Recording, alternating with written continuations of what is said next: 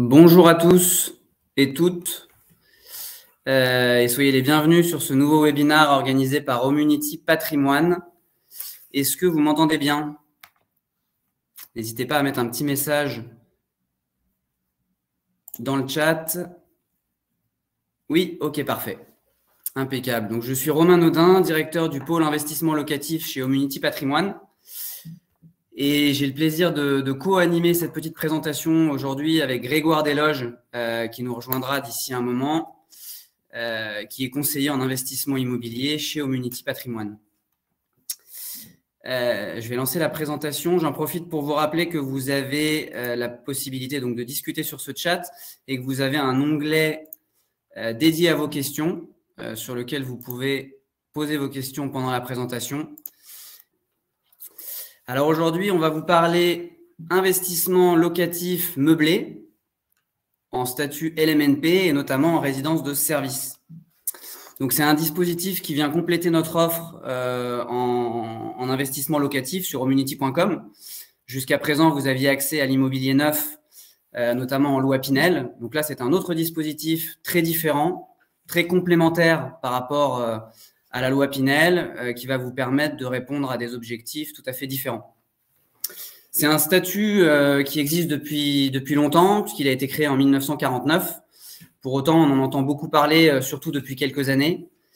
Il s'est beaucoup démocratisé, il séduit de plus en plus d'investisseurs, notamment par la facilité de sa mise en place, sa simplicité et de par son efficacité. C'est ce qu'on va tenter de vous montrer aujourd'hui. Alors, au sommaire, on va rentrer donc dans le détail du statut LMNP. Comment faire pour en bénéficier, quelles conditions d'éligibilité, quels sont les différents types de location LMNP, on va voir qu'il en existe plusieurs. Un petit zoom sur la fiscalité du LMNP, les avantages évidemment. Ensuite, on parlera plutôt de l'expertise Omunity Patrimoine sur ce sujet. Le dispositif est très performant, encore faut-il bien sélectionner le sous-jacent immobilier derrière. Et donc, on va vous expliquer comment on sélectionne, quels sont les principaux critères de sélection de notre pôle audit pour aller chercher les meilleures opérations sur le marché. Et ensuite, on vous a préparé une petite sélection des dernières résidences qu'on a sélectionnées, que ce soit en étudiant, en EHPAD, en senior. Donc, on vous montrera les chiffres, les localisations et quelques exemples qu'on a récemment mis en ligne. Puis ensuite, on terminera par un petit jeu de questions-réponses, comme je vous le disais. Alors, qu'est-ce que le LMNP? Le LMNP, c'est un statut qui est attribué donc aux bailleurs non professionnels qui louent des biens meublés. Donc, à toute personne qui va louer un bien meublé et dont ce n'est pas la source de revenus principale. D'où le nom non professionnel, loueur meublé non professionnel, ça ne doit absolument pas dépasser 50% des revenus globaux de votre foyer. Donc, ça doit être un complément de revenus. Aujourd'hui, il existe 3 types principaux de location LMNP. Donc, les résidences de service, c'est ce sur quoi on va appuyer aujourd'hui. On va principalement parler de ce type de résidence puisque c'est ce qu'on propose sur omunity.com. Donc, on vous expliquera quels sont les différents types de résidences. Comment ça fonctionne, les particularités, notamment le fait de signer un bail de location professionnelle, contrairement à l'immobilier classique. On peut aussi bien faire ce type d'opération, on vous l'expliquera, sur le marché du neuf comme sur le marché de l'ancien. Nous, on travaille particulièrement sur l'ancien, sur le marché secondaire. Deuxième type de location, ça va être les chambres et les appartements meublés sur le marché classique. Donc, vous êtes propriétaire d'un appartement, vous le mettez en location meublée, vous le louez à un particulier, généralement sur des baux d'une durée d'1 an, reconductibles par tacite reconduction. Et enfin, les locations saisonnières, donc qui concernent plus les locations courte durée, évidemment, type Airbnb. Alors, les conditions principales pour pouvoir bénéficier de ce statut, profiter de ce statut, donc c'est vous devez absolument signer un bail de location meublé. Pour ce faire, vous devez respecter un ameublement assez précis. Vous avez une liste exhaustive que vous trouvez facilement sur Internet avec la liste des éléments pour pouvoir prétendre à une location meublée. Donc, généralement, une literie, une table, des chaises, un canapé, une cuisine équipée, etc. Il y a un certain nombre de choses à respecter. Deuxièmement, que vos revenus LMNP ne dépassent pas 23 000 € par an, ou s'ils venaient à dépasser cette somme, comme je vous le disais tout à l'heure, il ne faut pas qu'ils excèdent plus de la moitié des revenus globaux du foyer. Donc, ils ne constituent pas l'activité principale du bailleur. Et enfin, qu'ils soient déclarés en catégorie BIC, bénéfices industriels et commerciaux, contrairement aux revenus nus qui vont rentrer dans les revenus fonciers. Donc, c'est vraiment une catégorie à part qui doit être déclarée dans une déclaration spécifique. Alors, on va commencer justement par la fiscalité. On va refaire un petit point sur la fiscalité des loyers en général. Donc, quand vous percevez des loyers, vous avez deux types de loyers aujourd'hui, les loyers meublés et les loyers nus. Alors, pour revenir sur le nu, comme je vous le disais, les revenus nus rentrent dans le revenu foncier. Deux manières de les déclarer. Soit on choisit de bénéficier d'un abattement de 30%. Donc, vous percevez 1 000 € de loyer, vous n'êtes fiscalisé que sur 700 €. Soit vous allez vous mettre au réel et déduire toutes les charges réelles liées à l'opération. Principalement donc, les intérêts d'emprunt, les travaux, l'assurance, la taxe foncière, les charges de copro, etc. En meublé, donc on ne sera pas sur du revenu foncier, comme je vous le disais, on sera sur du bénéfice industriel et commerciaux. Pour autant, c'est un petit peu le même principe. Vous avez deux possibilités au moment de la déclaration. Soit vous bénéficiez du micro-BIC, donc c'est un abattement comme sur les revenus fonciers, sauf que cette fois-ci, vous avez 50% d'abattement au lieu de 30% dans les revenus nus. Soit vous décidez de vous mettre au réel, et dans ce cas, vous allez déclarer les charges réelles, donc comme sur les revenus fonciers, donc les travaux, les potentiels travaux, la taxe foncière, les intérêts d'emprunt, assurance, taxe foncière, etc., plus les amortissements. Donc l'amortissement comptable du bien. Vous avez la possibilité d'amortir comptablement votre bien sur une trentaine d'années au maximum et les meubles sur 7 ans au maximum. Donc, on part du principe que le bien que vous avez acheté va se déprécier tous les ans et on va intégrer cette dépréciation comme une charge fictive que vous allez pouvoir déduire de vos loyers. Donc, c'est tout l'intérêt de ce statut LMNP. Donc, si je zoome sur cet amortissement comptable qui fait la spécificité du LMNP, on a essayé de vous mettre un petit schéma qui vous explique ça. Donc, d'un côté, vous percevez des loyers en LMNP. Dans les moins, donc, les charges déductibles. Donc, vous avez le petit B qui représente les charges réelles et le petit C qui représente les charges comptables, l'amortissement comptable, donc les charges fictives que vous allez pouvoir également déduire.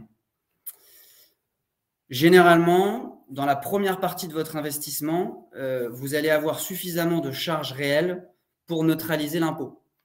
Vous voyez, si les charges réelles sont supérieures au loyer, finalement, vous allez réussir à avoir un résultat fiscal égal à 0 et donc éviter l'impôt. Tout ce qui va être amortissement comptable ne va pas être utilisé tout de suite. Vous allez pouvoir le reporter. Donc, pour information, vous avez la possibilité de reporter cet amortissement sur une dizaine d'années au maximum pour les années suivantes. Dès que la situation s'inverse et que vous commencez à ne plus avoir de charges réelles suffisantes pour neutraliser l'impôt, donc B va commencer à devenir supérieur à A, vous allez passer en bénéfice. Et vous devriez normalement payer de l'impôt du coup.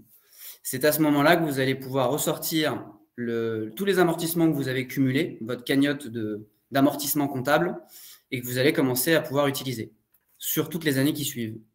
L'idée étant de rester sur une fiscalité à 0 pendant le plus de temps possible et parfois même jusqu'à la fin de votre opération. Je vais laisser Grégoire vous présenter les différents types de résidences de services en LMNP. Alors, pour prendre la suite, bonjour à tous. Excusez-moi, il y a eu un petit problème de connexion. Le webinaire ne peut pas lancer de mon côté. Alors, en effet, aujourd'hui, la résidence de service a une profondeur de marché extrêmement importante en France. On va pouvoir recenser 5 typologies de résidences de service à date. Donc, la première, c'est la résidence étudiante. La seconde, c'est la résidence d'affaires, donc tout ce qui va être appart-hôtel destiné à des séjours courte durée pour notamment des professionnels. La résidence de tourisme, comme son nom l'indique, pour tout ce qui va être touristique. La résidence de senior, donc qui est un des derniers arrivants sur le marché au vu du besoin et du papy boom qui va arriver. Donc c'est un support, c'est en fait l'habitation palliative entre le chez-soi et la résidence médicalisée, donc qu'on va voir juste après l'EHPAD, qui sont aujourd'hui les 5 catégories de résidence-service existantes en France. L'avantage du coup de pouvoir se positionner sur un investissement LMNP en résidence de service, c'est bien évidemment le bail commercial que vous allez pouvoir justement signer ou récupérer avec l'exploitant qui s'occupe de l'intégralité de la résidence. Ce bail commercial va vous permettre de pouvoir dédouaner en fait tout l'aspect gestion locative, charges récurrentes au niveau du fonctionnement locatif, donc de la gestion, les entrées et les sorties des locataires, et du coup d'avoir finalement à votre charge en termes de charges uniquement la taxe foncière, les frais de comptabilité LMNP pour le déclaratif, notamment de l'amortissement comptable que Romain vous expliquait avant, qui est géré par un cabinet comptable agréé et qui va vous faire un déclaratif à reporter directement sur votre déclaration d'impôt. Alors, j'ai vu un commentaire disant que ce n'est pas audible. Est-ce que tu m'entends bien, Romain? Moi, je t'entends très bien. Toi aussi? Bon, super. Moi, je t'entends très bien aussi. Ok. Alors,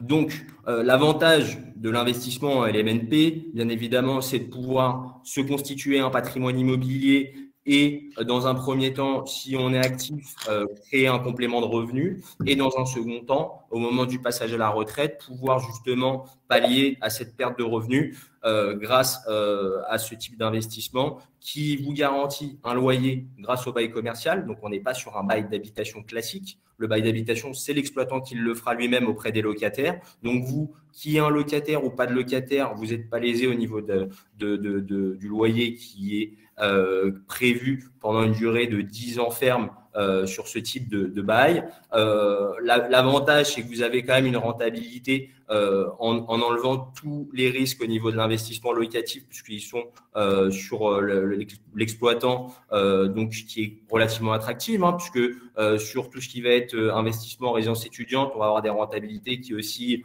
entre 4 et 4,5% brut par an.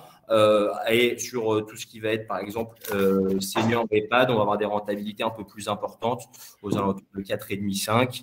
L'avantage, c'est d'avoir, par le biais de l'amortissement comptable du LMNP, des loyers qui sont nets d'impôts pendant toute la durée de l'amortissement, donc qui peut courir pendant une vingtaine d'années et qui est paramétrable suivant le besoin en charge fictive pendant la durée de l'investissement et la durée de détention. Une absence totale de gestion à votre égard. Donc, pas de sujet au niveau de la gestion locative. Et bien évidemment, un marché qui est extrêmement résilient puisqu'on vient de passer, alors c'est pas encore complètement fini, mais la crise du Covid-19. Il faut savoir qu'aujourd'hui, sur les 5 business models de la résidence service en France, il y a 3 business models qui ont été extrêmement résilients au Covid parce que finalement, les loyers propriétaires ont continué à être versés pendant toute la durée de la crise sanitaire. Donc, c'est bien évidemment l'étudiant. Le second, c'est le senior et bien évidemment l'EHPAD. Tout simplement pourquoi? Parce que c'est aujourd'hui des business models qui sont extrêmement bien ancrés dans les mœurs françaises, notamment l'étudiant qui existe depuis plus de 30 ans en France.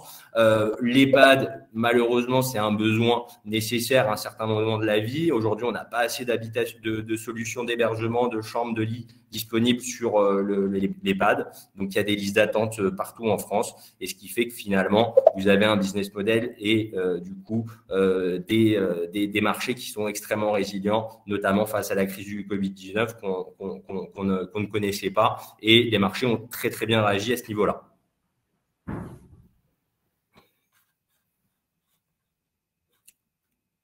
Est-ce que tu pourrais passer à la prochaine slide? Je viens de passer. Alors, du coup, on vous a fait un petit comparatif avec une rentabilité identique sur un principe de résidence étudiante en LMNP avec un bail commercial et sur un immobilier classique en location avec un bail en droit commun. Donc, à rendement égal, on se rend compte finalement que par le biais du bail commercial qui permet justement de pouvoir justement vous dédouaner de tous les sujets de gestion locative, d'assurance au niveau des loyers impayés, de la vacance locative, les frais de relocation quand vous avez le départ et l'arrivée d'un nouveau locataire, des charges de copropriété qui sont plus faibles que sur un immobilier classique parce qu'on est sur des tailles de copropriété de manière générale sur des résidences étudiantes qui sont assez importantes. Et finalement, quand on a des gros travaux qui peuvent arriver tous les 10 ou 15 ans, un petit ravalement de façade notamment, la répartition au tantième du nombre de propriétaires fait que le coût est moindre par rapport à d'autres copropriétés qui pourraient être plus petites dans l'immobilier locatif nu. Donc, si vous regardez finalement sur un rendement brut égal à 4,20 des deux côtés, dans le nu, on va avoir besoin de prendre un gestionnaire donc qui va coûter 7% des loyers annuels. On va avoir des assurances, donc vacances, carences locatives, des assurances loyers impayés et vacances locatives qui vont vous coûter 5% au niveau des charges récurrentes à l'année, des charges de copropriété un petit peu plus importantes, des frais de relocation à chaque départ et entrée de locataire et une taxe foncière qui est identique pour le coup puisqu'on reste sur du foncier. Donc, il n'y a pas de différence par rapport à ça. Finalement, la rentabilité nette sur chaque projet est 2,95 du coup pour l'immobilier nu et 3,70 pour la résidence étudiante. Donc, une meilleure rentabilité en termes de performance. Et on n'a même pas parlé de l'aspect fiscal sur l'immobilier locatif nu qui peut être généré sur l'impôt sur le revenu derrière. Donc, clairement, la résidence étudiante est bien plus intéressante sur ce principe-là. Merci Grégoire. Du coup, on va enchaîner sur notre expertise, notre audit sur chacune de ces résidences. Donc, c'est le même principe, quel que soit le type d'investissement qu'on propose sur la plateforme. Il y a toujours un audit qui est fait en amont, que ce soit sur la partie investissement locatif, SCPI ou autre.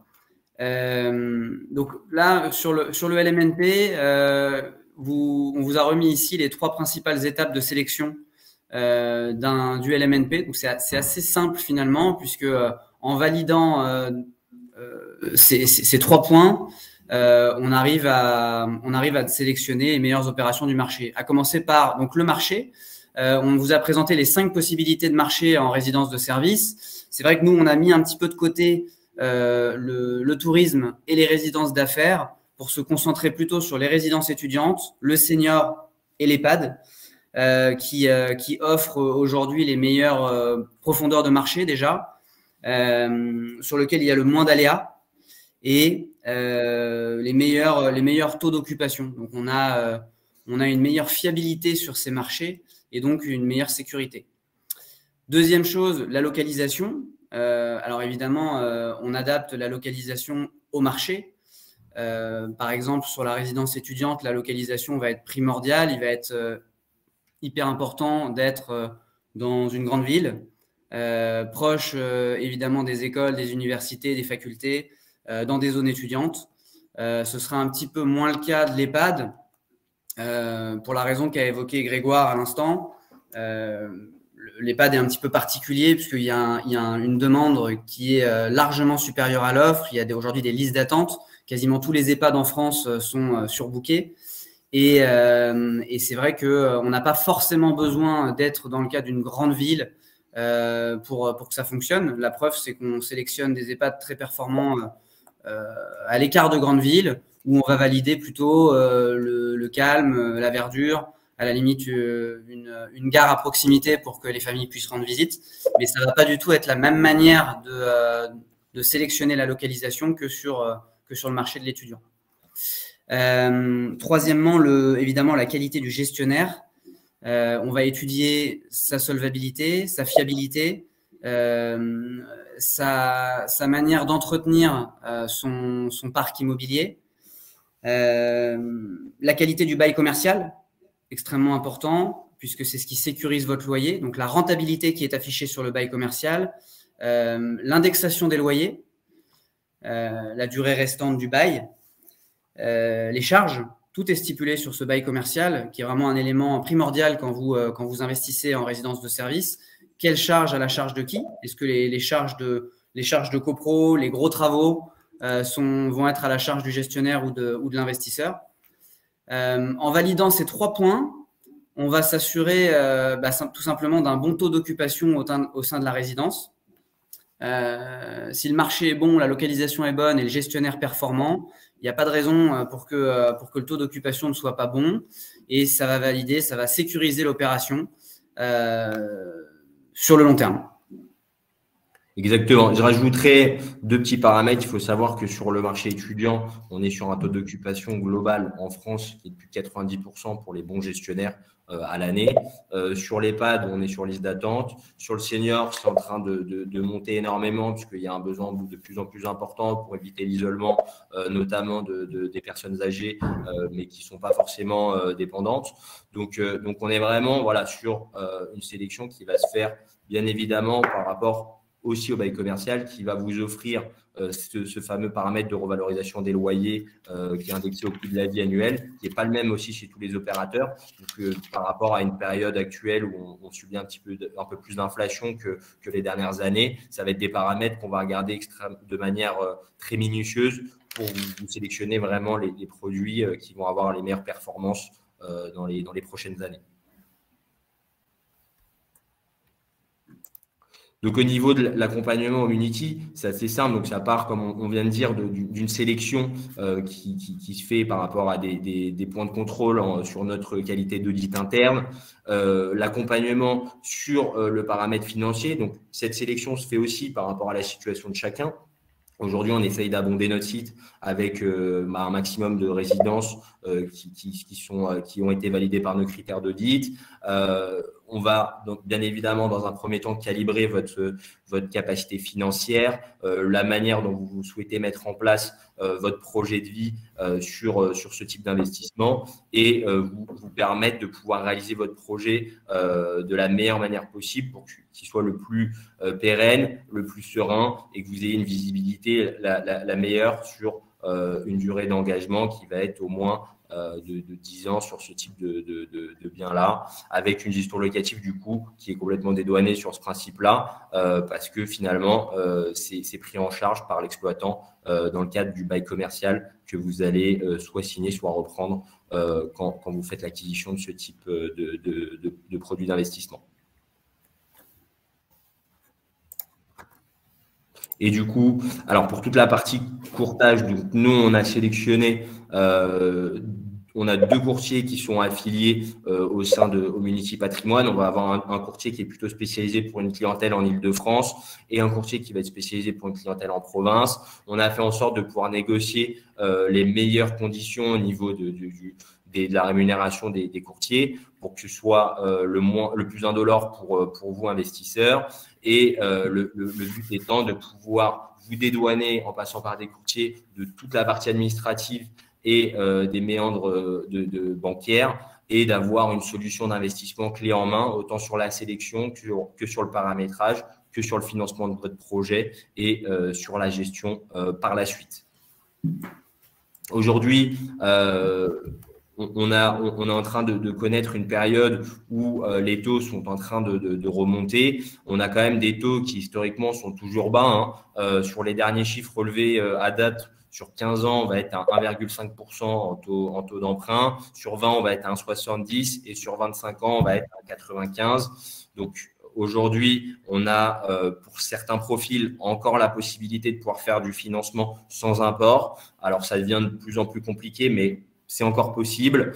Des prêts qui sont toujours sur une période de 25 ans et un taux d'endettement qui aussi entre 33 et 35% par rapport aux recommandations HCSF actuelles.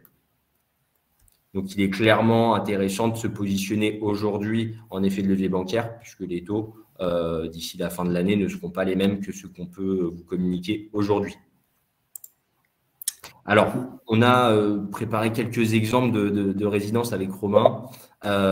pour vous donner une idée à peu près du marché de la résidence étudiante, de l'EHPAD et bien évidemment du senior. Donc, la première résidence qui a été sélectionnée à titre d'exemple, c'est une résidence étudiante à Aubervilliers, qui est extrêmement bien située, à 10 minutes à pied de la ligne 12 du métro Front Populaire, et qui va être d'autant plus pertinente d'investir sur ce type de projet-là, puisque Aubervilliers va accueillir le campus Condorcet avec plus de 11 établissements supérieurs qui vont s'y installer et qui va être à proximité directe de cette résidence. Donc voilà un exemple au niveau du support d'investissement sur un logement étudiant en Île-de-France, par exemple, qui serait disponible. Toujours dans l'étudiant, autre exemple cette fois-ci en province, en région, résidence qu'on a référencée récemment à Toulouse avec un plus petit promoteur, un promoteur plus familial qui s'appelle Les Glénans, avec lequel on travaille depuis quelques temps et qui se distingue de par sa rentabilité, sa fiabilité et surtout l'entretien de son parc immobilier et aussi par la qualité de ses emplacements. C'est un gestionnaire qui ne travaille sur l'étudiant que sur les grandes villes. Là, je vous mets un exemple à Toulouse. On avait référencé il n'y a pas si longtemps une résidence étudiante à Lyon avec ce même gestionnaire, une autre à Lille, en Île-de-France également. Donc c'est un plus petit gestionnaire, mais voilà, qui est assez sérieux et avec lequel on a l'habitude de travailler. Ici, vous avez un exemple d'un des plus petits budgets qu'on peut proposer aujourd'hui sur l'étudiant. On est aux alentours des 65 000 €.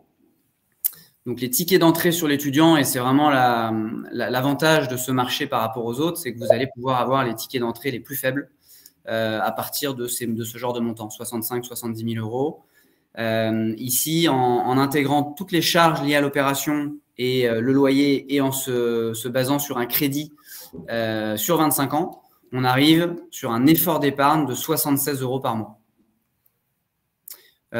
Question emplacement, on est donc Toulouse Intramuros, quartier Montaudran, 7 établissements étudiants à proximité, notamment l'université Paul Sabatier, l'école de l'aviation civile. Il y a pas mal de choses et on est à 150 mètres d'un transport qui rejoint l'hypercentre de Toulouse, Capitole.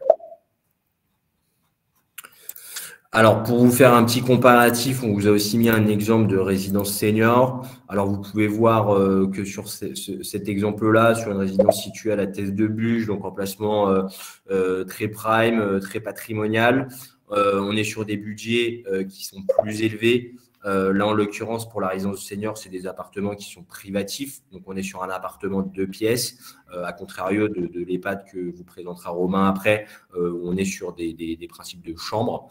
Donc là, vous avez un 2 pièces à la Thèse de Buche en résidence senior avec des montants d'investissement plus élevés, puisque vous voyez qu'on est plutôt à 162 000 € pour l'exemple qui est présenté ci-dessous.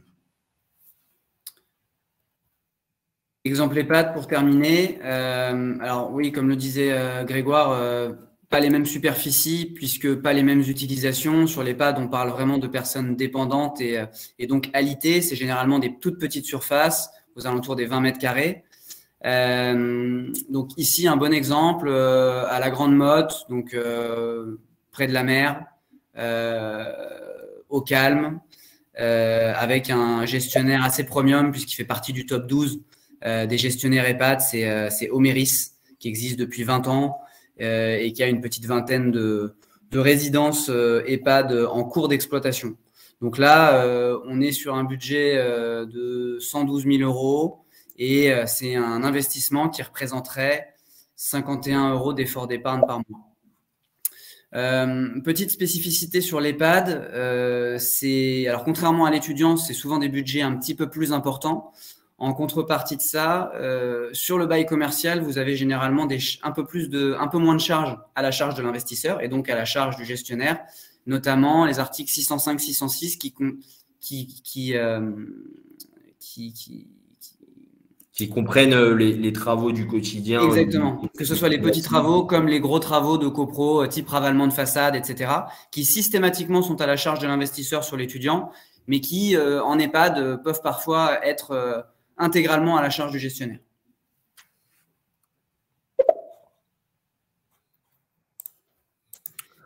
Voilà, bah, écoutez, j'espère que c'était clair et que cette petite présentation assez succincte vous a permis d'y voir plus clair.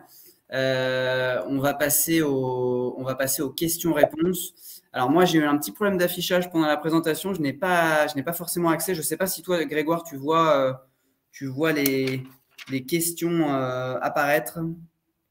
Alors, je les vois.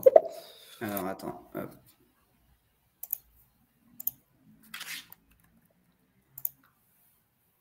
Alors, on va prendre une première question qui est apparue plusieurs fois.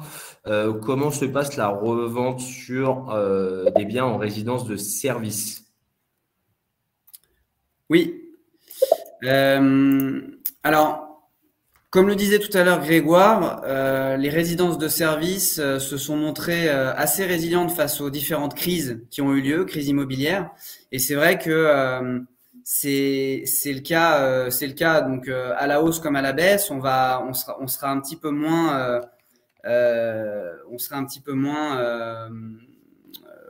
comment dire influencé par les hausses de l'immobilier comme les baisses de l'immobilier. Donc, c'est un gage de sécurité. C'est un petit peu moins les montagnes russes que l'immobilier classique. Là, la valeur de votre bien va plutôt dépendre de la rentabilité et du revenu que vous générez grâce à cette opération. Comme on le disait tout à l'heure, vous avez un loyer qui est indexé, qui ne fera qu'augmenter au fil du temps, donc une rémunération qui augmentera au fil du temps et qui va faire mathématiquement augmenter la valeur de votre bien de manière assez régulière, sans pour autant escompter des plus-values comme on peut parfois en faire sur l'immobilier classique. Donc c'est vraiment très très différent. Exactement. En fait, c'est une volatilité qui est extrêmement faible à la hausse comme à la baisse et qui vous donne une garantie de capital dans le temps qui est extrêmement bonne et qui a pour vocation de vous créer un complément de revenu et d'être détenu pendant une longue durée afin de pouvoir justement pallier les sujets de la retraite et de la perte de revenus à ce moment-là. Une autre question, Romain. Du coup, si on amortit le bien sur toute la durée de détention, comment est calculée la plus-value à la revente? Ouais, alors ça c'est une bonne question parce que en fait, en amortissant le bien et donc en partant du principe que le bien va se déprécier pendant toute la durée de l'opération, on pourrait croire que le bien au bout des 30 ans ne vaut plus rien et que à la revente on va avoir une plus-value qui va se calculer sur toute la valeur de l'appartement. Alors c'est pas le cas puisque le système d'amortissement comptable n'est pas pris en compte dans le calcul de la plus-value. Donc, vous ne paierez la plus-value que sur la plus-value entre le montant auquel vous avez acheté le bien et le montant auquel vous le revendrez, sans prendre en compte, sans réintégration de l'amortissement comptable dont vous avez bénéficié. Alors, Romain, une autre question. Je vais peut-être pouvoir y répondre ou je te laisse la main. Que se passe-t-il si l'exploitant fait défaut? Écoute, vas-y, je te laisse prendre la main. Eh ben, de manière simple, vous êtes propriétaire de manière tangible de l'appartement que vous achetez. Donc, si jamais l'opérateur fait défaut, alors bien évidemment, ça arrive très rarement sur les 15, 20, 30 dernières années, en tout cas sur des sélections qu'on a mis en avant par rapport à la résilience des marchés, donc étudiants, seniors, EHPAD notamment, on n'a pas eu ce type de problématique. Mais en revanche, vu que vous signez qu'un bail commercial avec l'exploitant, l'immobilier vous appartient, donc vous êtes toujours propriétaire de l'immobilier et vous êtes libre derrière de pouvoir l'exploiter de la manière dont vous souhaitez et de prendre juste un nouveau gestionnaire ou un nouvel exploitant qui pourrait être un concurrent, par exemple. Vous n'avez pas répondu à la question par rapport à la valorisation du bien. la valorisation du bien va se faire en fonction de l'augmentation du loyer et de la rentabilité. Comme je disais, on est assez décorrélé de l'immobilier classique, que ce soit comme à la hausse ou à la baisse. On va être sur une hausse de l'immobilier en fonction du revenu généré par votre investissement. C'est pour ça que c'est important de valider à la base le taux d'indexation, une bonne rentabilité, un bon taux d'indexation pour vous assurer d'une rentabilité qui va monter et un prix du bien qui va suivre cette tendance. Alors, j'ai une autre question, très bonne question pertinente. Qui prend en charge le renouvellement des meubles? Alors, de manière très simple, deux cas de figure possibles. Soit au moment du renouvellement du bail qui se fait avec l'opérateur, vous négociez la prise en charge du mobilier, du renouvellement du mobilier par l'exploitant, ce qui peut être fait et ce qui est fait de manière assez commune. Ou soit tout simplement, vous le prévisionnez dans votre comptabilité, savoir que le renouvellement des meubles se fait en moyenne tous les 10 à 15 ans sur ce type de résidence. Donc voilà la petite réponse. Une autre question, est-il possible de passer par votre cabinet comptable en privé? Bien évidemment, si vous avez un comptable qui est agréé sur le sujet du LMNP, il n'y a pas de sujet. Après, au Munity, nous, on a sourcé un opérateur digital sur le principe du suivi LMNP comptable qui est extrêmement pertinent sur le sujet et qui a un coût très raisonnable au vu des différents cabinets comptables existants. Pas besoin de passer par un expert comptable forcément, il faut juste un cabinet agréé LMNP.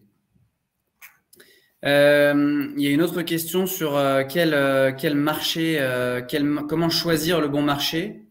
Pourquoi un marché serait plus performant que l'autre. Comment, quand on veut se lancer en LMNP, aller plutôt sur un marché plutôt qu'un autre.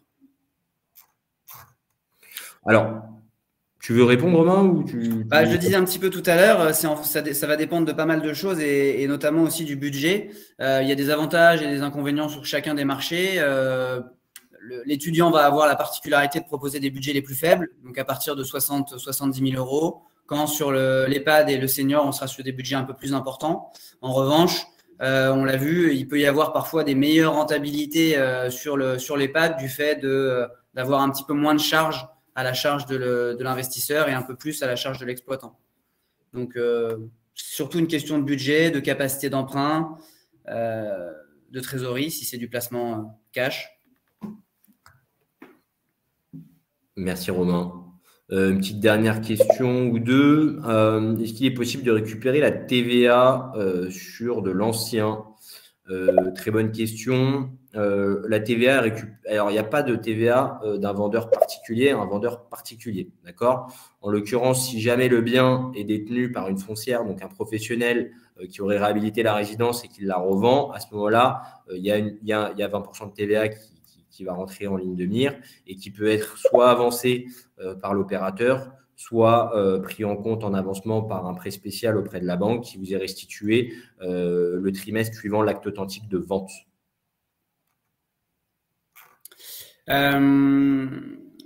Oui, alors il y a une question par rapport à l'effort d'épargne.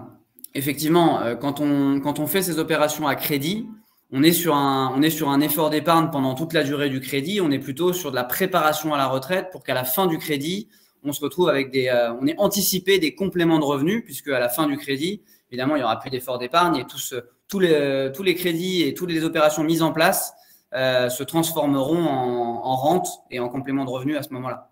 Ça, c'est si on fait à crédit. Après, il est bien évidemment aussi possible et opportun de placer des liquidités sur ce type de projet, puisque à l'inverse de l'immobilier classique, il n'y a pas d'impôt ou très peu sur les loyers encaissés. Donc aujourd'hui, aller placer des liquidités à 4% net sur ce genre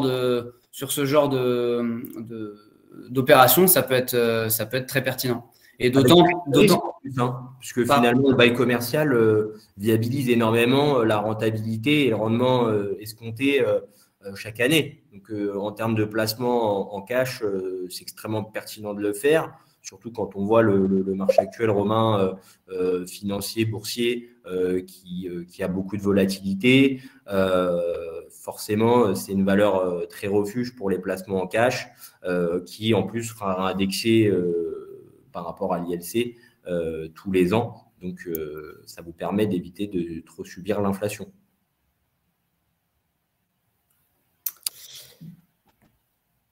Une dernière question, est-ce qu'il y a une limite de nombre annuel d'investissement?